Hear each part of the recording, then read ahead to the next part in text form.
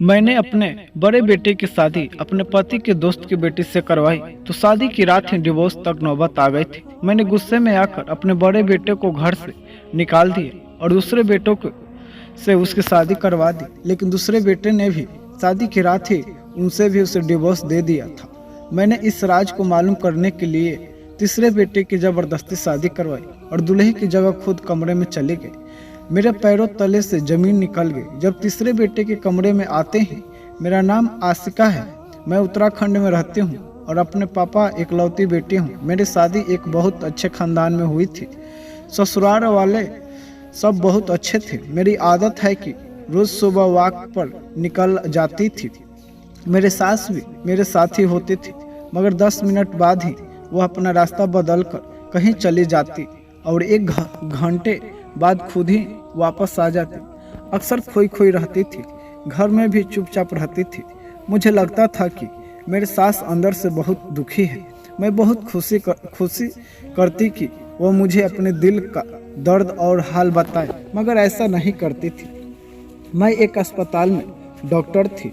एक दिन दोपहर को अस्पताल से घर आते हुए मैंने अपनी सास को जेल के बाहर देखा। वह सड़क के दूसरे तरफ थी, इसलिए जब तक मैं वहां पहुंची वह जेल के अंदर चले गए। मैंने गेट पर खड़े आदमी से पूछा तो वह कहने लगा, यह माँ जी अक्सर यहाँ आती है। मैं वहां बाहर ही रुक गई। आज मैं सास से बात करना और उनसे मालूम करना चाहती थी कि आखिर क्या वजह है इस सारे मामले की। 1 घंटे बाद जब मेरी सास जेल से बाहर निकल आई तो मुझे सामने देख घबरा गए। मैंने प्यार से कहा, माँ जी आप यहाँ क्यों आती है, किससे मिलने आती है? आज मुझे सब जानना है। मेरी सास कहने लगी कि तुम घर चलो, मैं सब बताती हूँ। अब हम घर पर आकर कमरे में बैठ गए और मेरी सास अपनी कहानी सुनाने लगी। कहने लगी, मेरी शादी बहुत अमीर घराने में हुई। मेरे पति मुझसे बहुत प्यार करते थे। अपने खानदान में सबसे बड़ी बहू होने के नाते सब मेरे बहुत इज्जत करते थे और मेरा हर हुक्म मानते थे। दूसरी वजह ये भी थी, खानदान भर में सिर्फ मैं ही थी जिसके सिर्फ बेटे ही बैठे थे। मेरे 5 बेटे थे और बेटी कोई नहीं थी। मुझे बेटी की बहुत ख्वाहिश थी, मगर भगवान ने शायद मेरी किस्मत में बेटी नहीं लिखी थी। मैं तो यही चाहती थी कि मेरी पहली औलाद ही बेटी हो, मगर यह हसरत ही रही। 5वां बेटा अभी 2 साल का ही हुआ था कि मेरा पति का एकादशी में इंतकाल हो गया। मेरे बेटों में 2 साल का ही फर्क था और वह सब एक साथ जवान हो रहे थे। खानदान वालों की नज़रें मेरे बेटों पर जमी हुई थी क्योंकि वह बहुत खूबसूरत और हैंडसम और नौजवान थे। मैंने उनकी परवरिश बहुत अच्छे से की थी। मुझे अपनी परवरिश पर नाज था। मेरा 12 बेटा की उम्र अभी 15 साल का था जब मेरे ननद ने अपने ससुराल में मेरे बेटे के लिए रिश्ता लाई थी। वह लड़की अभी 12 साल की थी और वह बहुत प्यारी सी थी। मेरे ननद से मुझसे कहा कि यह तो लड़की और इनके घर के हालत बहुत ख़राब हो गए हैं। वह लोग अपनी बेटी की परवरिश नहीं कर सकते, इसलिए उसे आपके पास छोड़ने आई हूँ और मेरे पास भी इतनी गुंजाइश नहीं है कि इस बच्ची को मैं रख सकूँ। आपके पास कोई बेटी नहीं है तो आप इसे रख ले। आज से यह आपकी बेटी हुई। आपको बेटी की ख्वाहिश थी ना, आप उसे बेटी बना ले। यासिका मुझे पहले से ही बहुत अच्छी लगती थी। मेरी कोई बेटी तो नहीं थी, पर मैं इसको प्यार करके अपने हसरत पूरी कर लेती। अब तो वह मेरी बेटी ही बनकर हमारे घर आ गई थी। वह मुझे आंटी माँ बुलाती थी और मेरे आगे पीछे घूमती थी। मेरे सारे काम अपने हाथों से भाग भाग करती थी। मुझे यासिका से बहुत मोहब्बत हो गई थी। जब अचानक 2 महीना बाद उसका बाप उसे लेने आ गया। कहने लगा, मेरी बेटी मुझे वापस कर दो। अगर पास को रखना है तो उसके नाम कुछ प्रॉपर्टी कर दो ताकि उसका भविष्य सुरक्षित रहे। मैं यासिका से जुदाई बर्दाश्त नहीं कर सकती थी, इसलिए अपना एक प्लांट उसके नाम कर दिया ताकि उसके बाप को तसल्ली हो जाए। प्लांट का नाम करने के बाद उसका बाप चुपचाप होकर चला गया। यासिका के माँ बाप भी अक्सर उससे मिलने आया करते थे और कभी कभार वो भी उनसे मिलने चली जाती थी। मैं यासिका के माता पिता की आर्थिक तंगी की वजह से मैं उनके घर थोड़े बहुत पैसे भिजवा दिया करती थी। मेरे सारे बेटे भी यशिका को बहुत प्यार करते थे, उसी सगी बहन समझते थे। जब यशिका की शादी की उम्र हुई तो मैंने रिश्ते ढूंढना शुरू कर दिए। यशिका के माता पिता मेरे घर आए और कहने लगे, आप यशिका से इतना प्यार करती है, उसे हमेशा के लिए अपने घर में क्यों नहीं रख लेती। मैंने पूछा, कैसे? तो कहने लगे, आप उसकी शादी अपने बड़े बेटे से करवा दे, वो हम सबकी नज़र के सामने रहेगी। उसके ख्याल से मैं भी चौंक गई कि हाँ, मैंने तो ऐसा सोचा भी नहीं था। असल में मैंने उसे अपने बेटों की बहन समझा था, लेकिन फिर उसके माता पिता ने मुझे बहुत समझाया कि वह तुम्हारी रिश्तेदार की या तुम्हारी अपनी बेटी थोड़ी है, इसलिए यशिका और जॉनी की शादी में कोई हर्ज नहीं है। इसलिए मैंने बेटे से बात की तो वह दंग रह गया। कहने लगा कि मम्मी, मैंने यशिका को हमेशा छोटी बहन समझा है, मैं उससे शादी नहीं कर सकता। वह शादी करने के लिए मान नहीं रहा था, मगर मैंने उसको राजी कर लिया। बेटे की शादी यशिका से करके मैं बहुत खुश थी। मुझे यह भी था कि अगर बाहर से कोई और बहू लाऊं भी तो न जाने कैसे निकलेगी। अच्छा है, घर की बात घर में ही रह गई। दोनों को कमरे में छोड़कर मैं अपने कमरे में आ गई। अभी मुझे ज़्यादा देर नहीं हुई थी कि बेटे के कमरे में चीखने की आवाज़ आने लगी। मैं घबरा कर बाहर भागी कि भगवान रक्षा करे, क्या हो गया। घर में जितने भी मेहमान थे वो सब भी भागे। बेटे के कमरे का दरवाज़ा खुला हुआ था और वह सोफे पर बैठा हुआ था, जबकि मेरे बहू कमरे के बीचों बीच खड़ी रो रही थी। मैंने आगे बढ़कर उसे गले से लगा लिया और पूछा कि क्या हुआ। उसने कोई जवाब नहीं दिया। मेरा बेटा अपनी जगह से उठा और बोला, मम्मी, मैंने इससे तलाक लेनी है। मैं उसकी बात सुनकर बिल्कुल हैरान रह गई। सब मेहमानों के मुंह हैरत में खुल गए कि नई नवेली दुल्हन को कमरे में आते ही बीवी को तलाक की बातें क्यों कर रही दी। मैंने भी गुस्से में आकर बेटों के मुंह पर थप्पड़ मार दिया और कहा कि तुम क्या बकवास कर रहे हो, होश में तो हो। कहने लगा, मम्मी, सच कह रहा हूँ, मैंने वाकई उसे तलाक देनी है। मैंने अपने बेटे को फिर से थप्पड़ मारा और चिल्लाते हुए पूछा कि आखिर तुम ऐसा क्यों कर रहे हो। वह कुछ नहीं बोला तो मैंने गुस्से में आकर उसे घर से निकाल दिया और कहा कि आज के बाद तुम मर गए हो, हमारे लिए आइंदा इस घर में दोबारा कदम मत रखना। मेरा बेटा घर से चला गया, मगर उसने मुझे वजह नहीं बताई कि उसने अपनी बीवी को तलाक क्यों देनी है। मैंने अपनी बहू से पूछा तो कहने लगी, मुझे नहीं पता। कमरे में आते ही कहने लगे कि मैं तुमसे शादी नहीं करना चाहता था, इसलिए मैं तुम्हें तलाक देना चाहता हूँ। इतना बताकर मेरे बहू फुट फुट कर रोने लगे। सारे मेहमान हम पर थू थू करने लगे। मेरे बेटे ने इतने लोगों के सामने मेरी नाक कटवा दी थी। लोग मेरे परवरिश पर सवाल उठाने लगे। मेरे बहू के माँ बाप भी वही थे। वो अपनी बेटी को दूसरे कमरे में ले गए और मैं अपने कमरे में आ गए। मुझे यकीन नहीं आ रहा था कि मेरा इतना काबिल और अच्छा बेटा ऐसा भी कर सकता है, मुझे इतना शर्मिंदा भी करेगा और अपनी बीवी को इस तरह तलाक की बातें करेगा।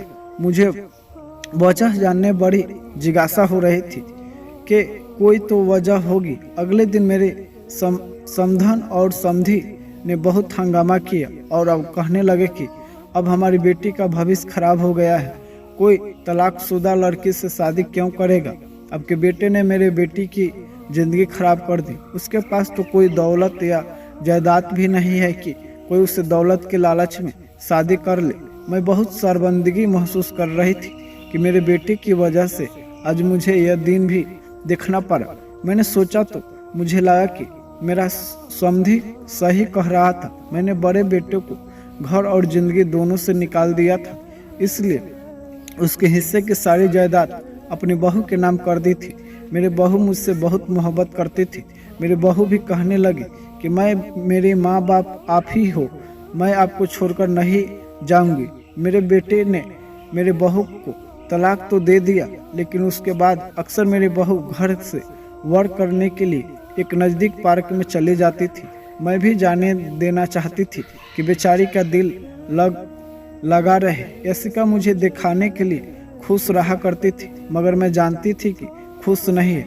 कभी कभी मुझे उसकी हरकतें अजीब ही लगती थी, मगर मैं यह सोचकर इग्नोर कर देती कि शायद यह सदमे की वजह से ऐसी होगी। वह सारा दिन फ़ोन पर बातें करती, कहती मम्मी से बात कर रही हूँ, कभी बहुत परेशान होकर रोने लग जाती।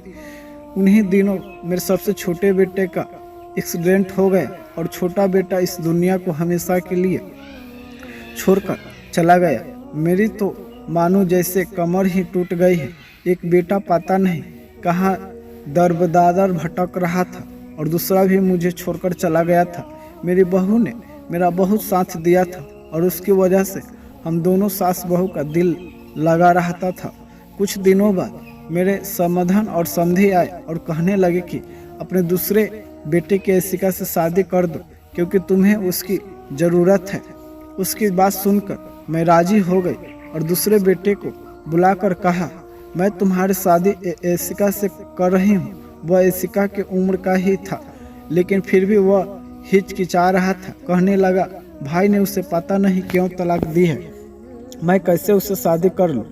मैंने बेटे को अपनी कसम देकर राजी किया कि मेरा मारा हुआ मुंह देखेगा अगर तुमने एशिका से शादी नहीं की तो। वह राजी हो गए और एशिका से शादी कर ली। मेरी बहू ने बेचारी, उसने तो मुझे साफ कह दिया तो था कि आप मेरी माँ हैं, किसी गरीब से भी शादी करोगे तो कर लूँगी। उन दोनों की शादी करवाकर मैं बहुत संतोषजनक हो गई कि अब सब ठीक हो जाएगा, लेकिन दिल में कहीं बेचैनी भी लगी हुई थी। मैं सब ठीक होने की प्रार्थनाएं कर ही रही थी। अपने कमरे में आ गई। कुछ ही देर गुजरा था कि फिर से वही हुआ जिसका डर था। बेटे के कमरे में से चीखने की आवाज़ आ रही थी। मैं अपने आप को संभालती हुई भाग कर गई तो वही दृश्य देखा मैं एक बार पहले भी देख चुकी थी। मेरे उस बेटे ने भी मेरी बहू को शादी की पहली ही रात तलाक देने की बात कही थी। मैंने वजह पूछी तो कहने लगा, कोई वजह नहीं है और खुद ही घर छोड़कर चला गया। यह मामला मेरी समझ से बाहर था। आखिर ऐसी क्या वजह थी कि मेरी बहू को एक बार फिर तलाक हो गई थी। उस बेचारी का तो घूंघट भी नहीं उठाया गया था। एक बार फिर हमारी बहुत बेइज्जती हुई। लोग कहने लगे उनके घर को नज़र लग गई है। अच्छे खासे माँ के आज्ञाकारी लड़के इस तरह बागी होकर घर छोड़कर चले जाएंगे। इस बार मुझे थोड़ा शक होने लगा था कि कोई तो ऐसी वजह होगी ना कि मेरे दूसरे बेटे ने भी उसे तलाक दे दिया। आखिर क्या वजह थी? कसूर किसका था, बेटों का या मेरी बहू का? मैं बिल्कुल चकरा कर रह गई थी। इतनी सीधी बात हरगिज नहीं थी जितनी नज़र आ रही थी। मैं पागल होने वाली हो गई। मेरे दो बेटे घर छोड़कर चले गए। एक मर गया और एक बिस्तर पर था। अब बस तीसरे नंबर वाला ही रह गया था। अजीब बात थी कि मेरी बहू ने इस बार भी अपने माँ बाप के साथ जाने से मना कर दिया, लेकिन मेरे साथ रहते हुए भी वो मेरे पास नहीं होती थी। हर वक्त कमरे में बंद रहती थी। मैं एक दिन बीमार हो गई तो अपने बेटे के साथ डॉक्टर के पास चली गई। वापस पर मैंने बेटे से कहा, भूख लग रही है, कुछ खा लेते हैं। हम दोनों एक रेस्टोरेंट में आ गए। अभी हम दरवाजे पर ही थे कि मैंने अपने बड़े बेटे को देखा, वह किसी लड़की के साथ बैठा हुआ था। उस लड़की की हमारे तरफ पीठ थी, इसलिए मैं उसको देखना सकी। मैं चुपचाप बेटे को लेकर एक कोने में बैठ गई। इतनी दूर से तुझे उन दोनों की बातों की आवाज़ तो नहीं आ रही थी, मगर लग रहा था कोई परेशानी वाली बात है। तभी वे दोनों बहस कर रहे थे। थोड़ी देर बाद मेरा बेटा जिस लड़की के साथ वहाँ से बाहर निकला, उसे देखकर मैं शक में पड़ गई थी, क्योंकि वह लग तो मेरी बहू जैसी रही थी, मगर चूंकि उस लड़की ने अपना मुंह ढका हुआ था, इसलिए मैं पहचान नहीं पाई। फिर मैंने सोचा, मेरी बहू यहाँ कैसे आ सकती है? भला उसकी तो तलाक हुई है, वह क्यों आ गई यहाँ? मैंने इसी वक्त घर पर कॉल की। नौकरानी को कहा कि देखो जरा एशिका दीदी घर पर है। नौकरानी ने कुछ देर बाद बताया कि नहीं जी, वह तो घर पर नहीं है। मेरा शक फिर से अपनी बहू की तरफ बढ़ गया। घर आकर मैंने अपनी बहू पर नज़र रखनी शुरू कर दी। उसकी कोई खास ऐसी बात मुझे नज़र नहीं आई, सिवाय उसके कि वह कभी कभी अकेली बाहर चली जाती थी। एक दिन मैं भी उसके पीछे पीछे चल पड़ी। मुझे उस वक्त झटका लगा जब वह पार्क में मेरे दूसरे नंबर वाले बेटे से मिली। वह काफ़ी छुपकर उससे बात कर रही थी। वह वाकई मेरे बेटों से मिल रही थी, मगर किस लिए और क्यों? उन्होंने तो उसे तलाक दे दी थी ना। मैंने एशिका से कई बार पूछने की कोशिश की थी कि मेरे बेटे ने तुम्हें तलाक क्यों दी थी, मगर वह कुछ बताती ही नहीं थी। आखिर मैंने यह राज जानने का फैसला कर लिया और एक दिन यशिका से कहा कि मैं तुम्हारी तीसरी शादी अपने तीसरे बेटे से करवाना चाहती हूँ। क्या तुम राजी हो? मेरी बहू कहने लगी, आप मेरी माँ हैं, जो चाहे मेरी जिंदगी के साथ करे, आपका हक है। मैं उसकी शादी सिर्फ इसलिए अपने तीसरे बेटे से करवाना चाह रही थी कि राज का पता चल सके कि आखिर ऐसा क्या होता है, या फिर वह मेरे बेटों से क्या कहती है। वे उसे तलाक दे देते हैं। मैंने शादी तय कर दी। मेरी बहू बहुत खुश लग रही थी। मेरा बेटा उससे 2 साल छोटा था, मगर उसने फिर भी मेरे फैसले पर सर झुका दिया। शादी वाली रात मैंने बेटों को कहा, मेरी तबीयत ठीक नहीं है, जाओ तुझे दवा ला दो। वह कपड़े बदल कर चला गया। उससे जाने के बाद मैंने उसकी शेरवानी पहने और उसके जगह खुद कमरे में चली गई और चेहरे पर सेहरा डाल दिया। मैं कमरे का दरवाज़ा खोलकर अंदर चली गई। देखा तो मेरी बहू बेड पर बैठी हुई थी। अपने दूल्हे को देखते हुए वह बेड से उठकर खड़ी हुई और खुदा ही कहने लगी, मैं जानती हूँ तुम अब मेरे पति हो, मगर मैं इतना कहना चाहती हूँ कि मैंने तुम्हें हमेशा अपना छोटा भाई समझा है। मैं तुम्हें उस रूप में कबूल नहीं कर सकती। तुम्हें याद है, मैं और तुम इकट्ठे बचपन में खेला करते थे और मैं तुम्हारे लॉर्ड उठाया करती थी। मैंने तुम्हें भाई का दर्जा दिया है, मैं तुम्हें पति का दर्जा नहीं दे सकती। और तुम्हारा माँ ने मेरी शादी जबरदस्ती तुमसे करवा दी है और तुम्हारी माँ ने ही कहा था कि तुम तलाक मांग लेना। वो बस दुनिया के सामने सर ऊंचा करना चाहती है कि उन्हें अपनी बहू से कितना लगाव है। मेरी पहली शादियाँ भी उन्होंने करवाई और तलाक भी उन्हीं के कहने पर तुम्हारे भाइयों ने मुझे दी थी। आज भी तुम्हारी माँ ने मुझे कमरे में भेजने से पहले ही कहा था कि मेरे बेटों को मेरा संदेश दे देना कि वह तुम्हें तलाक दे दी। इसलिए मैं चुप करके उसे सुन रही थी। उसने कहा, तुम्हें मेरी बात पर यकीन नहीं आता तो मेरी माँ से पूछ लो। उसने अपनी माँ को फ़ोन किया तो थोड़ी देर बाद मेरे समधन भी कमरे में आ गई और कहने लगे, बेटा यह ठीक कह रही है, उसने हमेशा तुम्हें सगा भाई समझा है। उसने तो तुम्हारी माँ को बहुत माना किया था कि शादी ना करो, मगर वह ना मानी। मेरी बेटी तुम्हें पति के रूप में कबूल नहीं कर सकती, यह किसी और को पसंद करती है। तुम उसे तलाक दे दो ताकि उसके शादी में उस लड़के से करवा दो। मेरे समधन और मेरी बहू को मालूम नहीं था कि सहरे के पीछे मैं हूँ। यशिका को यही लग रहा था कि मेरा बेटा और उसका पति है। मेरे सांस से रुक गई। वह किस फराटे से झूठ बोल रही थी और मेरे समधन भी मिली हुई थी और वो भी झूठ बोलकर मेरे बेटों से तलाक लेती रहती थी।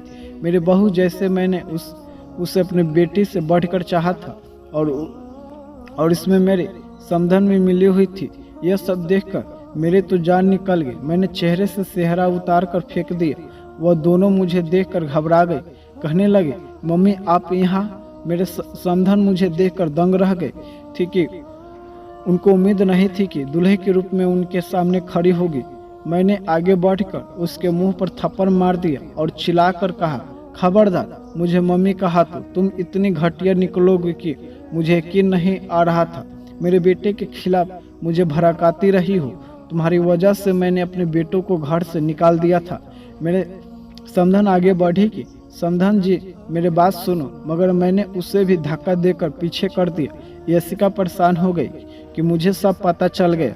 उसने जल्दी से मेरे मुंह पर हाथ रखा और मुझे कुर्सी पर बैठाकर आंखों ही आंखों में मास्क से इशारा में कोई बात की और फौरन मेरे हाथ पांव एक दुपट्टे से बांध दिया और मेरे मुंह में भी कपड़ा ठूस दिया। कहने लगे, सॉरी सासू माँ, जानकर आपको यह सब पता चल गया है तो मुझे आपके साथ यह ना करना पड़ता।